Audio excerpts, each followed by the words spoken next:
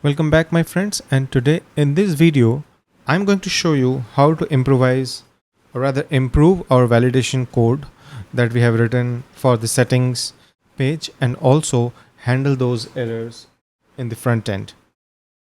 So quickly going into my API code inside user controller, right now we have done some strange things like this is this allowed key, and then I'm doing this request all and all those stuff. However, I can simplify this quite a bit.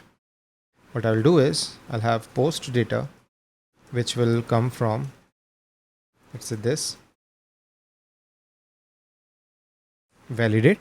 I'll pass the request and my set of rules. The first one will be name, which is required, and the designation will be sometimes. Okay, this is done. Maybe I'll add one more, min 3. Same goes for this one. Now we will get the post data, so we can still do user equals find request user ID because we are going to handle this for the current user only and no one else. And then in update I'll just pass this one, and this should work. So let me quickly see how things are working. I'll open up my terminal. I'll have Amitav Roy 1. I'll hit submit. My username changes. I'll get back this and 1 2 3 4. Hit save, and this changes as well. So basically the database level changes are done. We are okay in that sense. However, if for example I have required name, right? If I do this, I'll open up my network tab, clear this out and hit submit. I'm getting this 422, right? However, we have not handled it on the front end. Ideally I would want the error message to come somewhere at the bottom of the name field showing that this is a required field, and maybe the minimum character length is 3. So let's see how we can do that. So the API thing is kind of done. Let us quickly add a few tests maybe to ensure that or rather, I'll go through the test cases that I have written on the master branch later on, but let's first do the development. Okay, so to get started, right, in the front end, let's go to our Visual Studio Code, and in here inside services, let us create a new service called errors. Okay, so I'll have this file,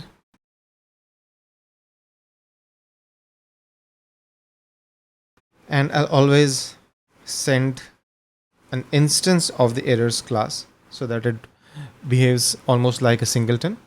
I'll have an errors property in this. Okay, and then we will need a few methods which we will need to access. So get errors is one.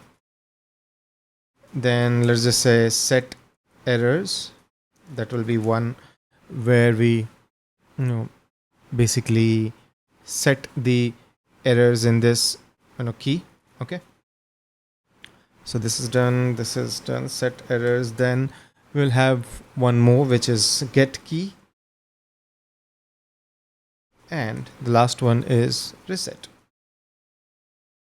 So let's go one by one. Get errors, what will we do in get errors? We will return this dot errors. Okay, then in set errors we will expect the errors bag from Laravel, and we will do this dot errors equals, or why don't we get the response, because always we will get back the response data. So we will send the entire response and say response dot data dot errors is something which we are storing in the errors. Okay, for now we can do that. Then if we want to get a key which should be a string, what we can do is return this dot errors, if that key, okay, is, let's just say, not equal to undefined, right? We send this errors, key, else we send null. So what are we saying? That if, let's say, users passes, I want the errors for with key name, right? So what are we trying to do? We are checking if this errors name exists. If it does, we'll send it back. Otherwise, we send null. And last but not the least, this dot errors is empty. This is just to, reset everything back to normal, right? Okay. So once this is done, let's see how we can handle the validation settings. I think I need to go into the settings tab, right? So settings tab, in here, handle form submit. Okay. Then first of all, I think I need an instance of the class which I have created. So why don't we do one thing? Import errors from this. Okay. And in state, we will have errors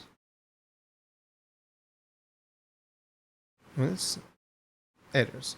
So I'm assigning that instance of that error into my state. Now there's a reason why we need to do it in state, because when your validation is done and we get an error bag from the response, we need to update the component, right? So we need to trigger the render, and the render will typically happen only when there is a change in state or props. So in this case, what we are doing is we are binding the instance of the error service into the state. So any change in that service will mean there is a change in the state of that component, which is in our case the settings tab, and based on that the re-render will happen, and we don't have any problem with that, right?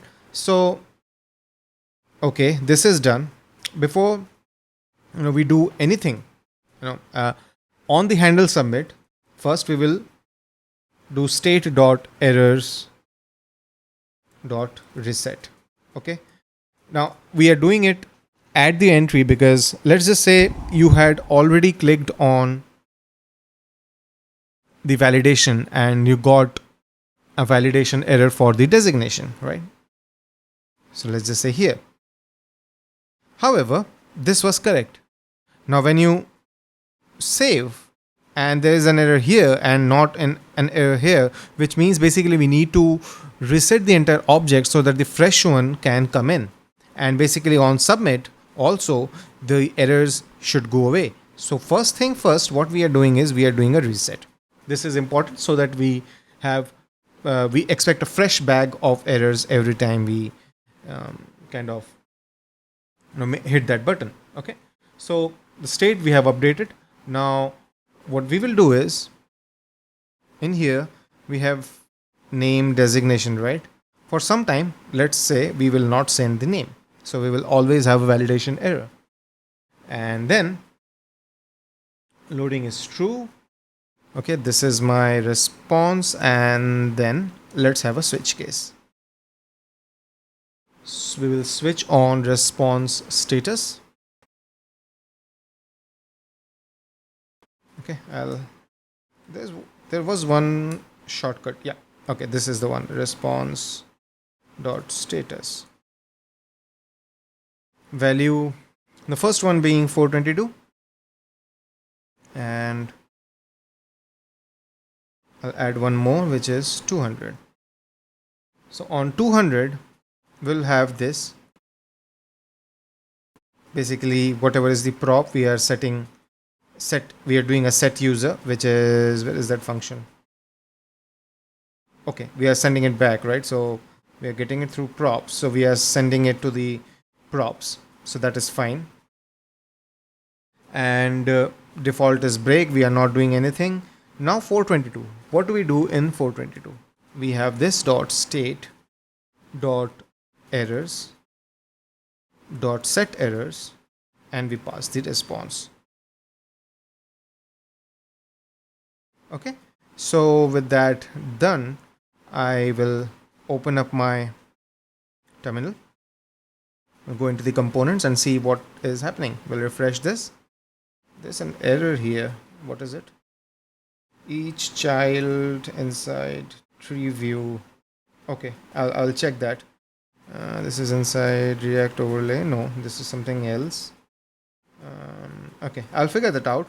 I think it is something to do with the menu, but for now, let's just concentrate on the settings tab. Where is my settings tab? Right, this is my state. My errors bag is empty right now, and because I'm not going to send the name, right, if everything is correct, I'll have my error bag with name field is required, right? And this is what we basically wanted. So my state has this thing. So now we just need to update our UI, right? So let's just say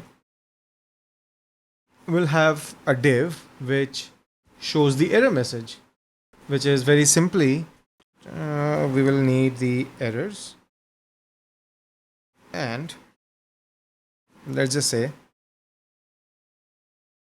errors dot get key. If I have name, this is here. Yeah, if I have name, right, then I'll do div.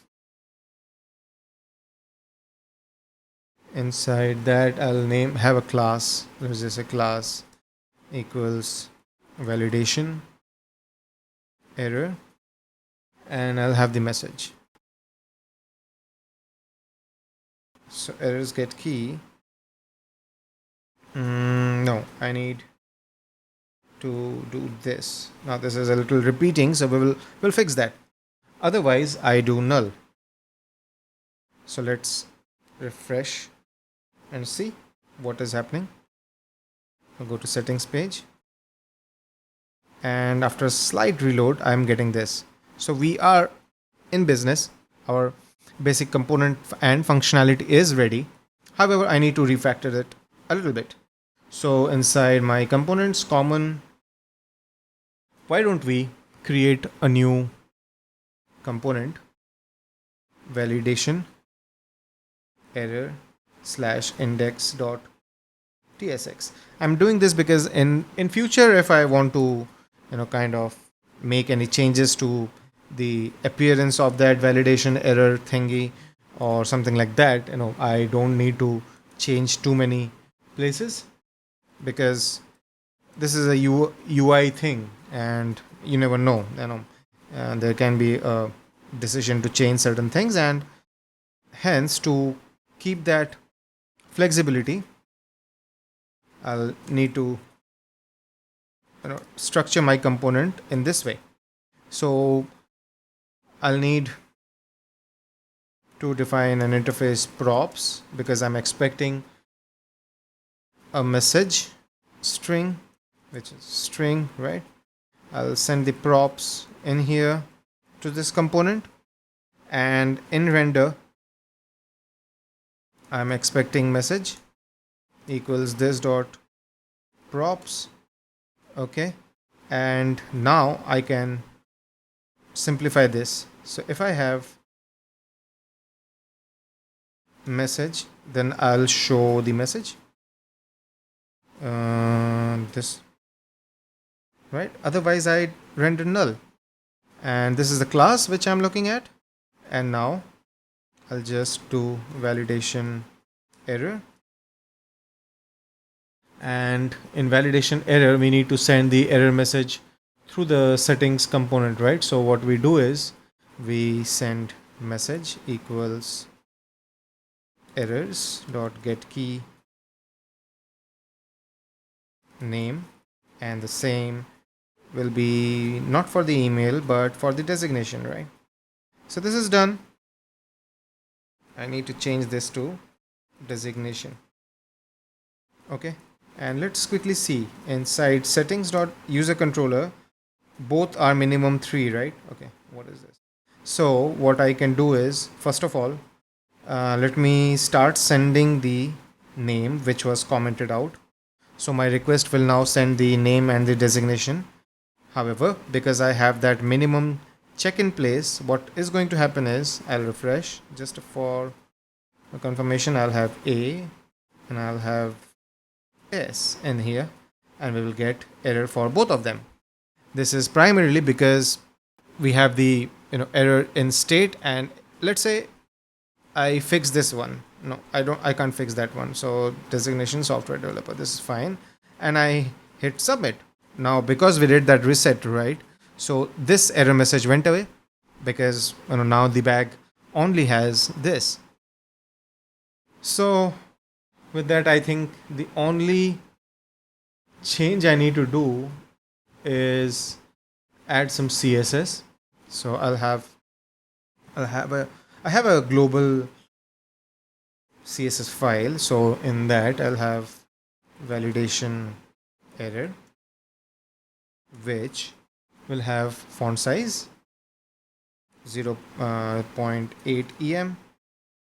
Okay, font style, not size but style, is italic, and let's just say color is, I have written that down because this is part of the theme, so DC3545. Okay, nothing that I have memorized, it's written in one place, and so I'm just typing it out. And now if I come back, you can see this is here, and if I do this, I'll get the error message. And now we will fix this.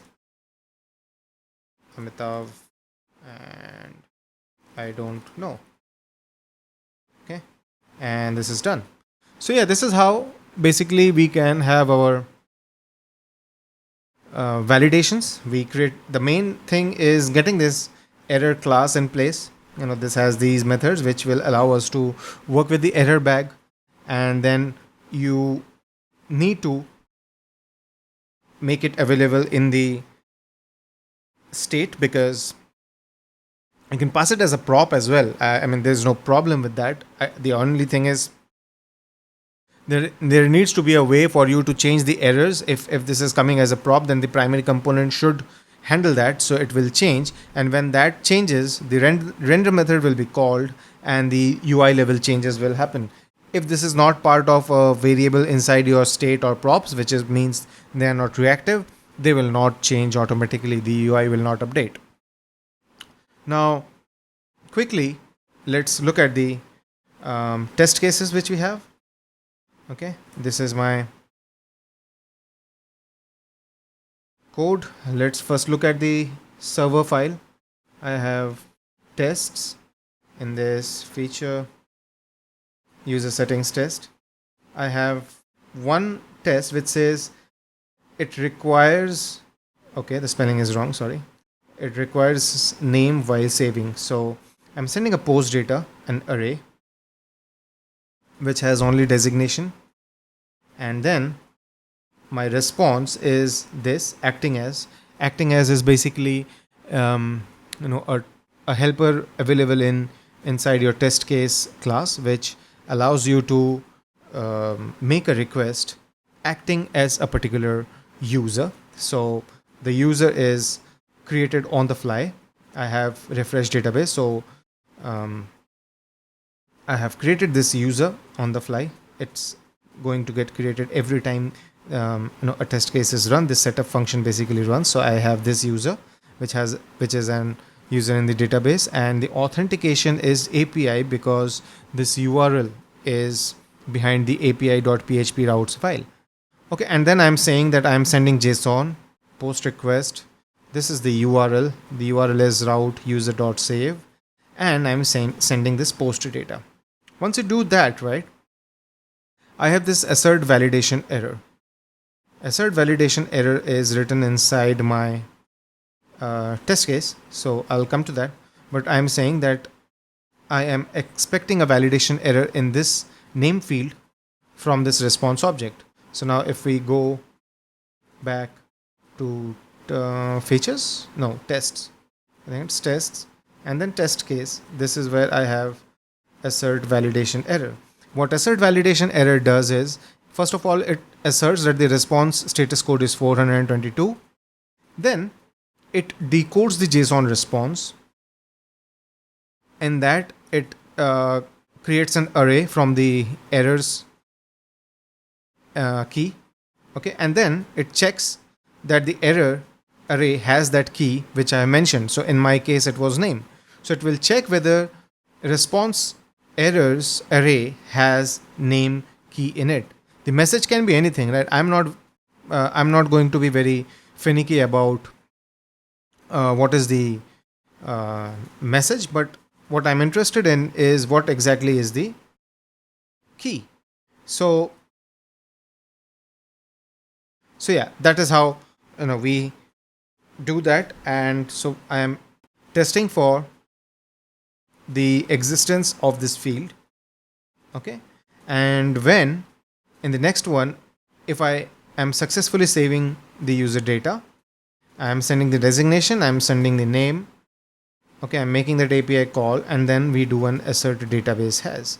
Now what assert database has does is, on the users table, it will make a query and check if there is a record which has designation as this and name as this. So it's basically a where clause where the query will be select star from users where designation equals this and name is equal to this, right? And it will be able to find out one record.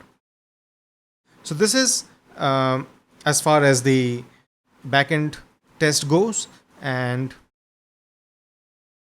if you look at the tests inside source, I have tests written for the validation error as well. A very simple one. It loads the component.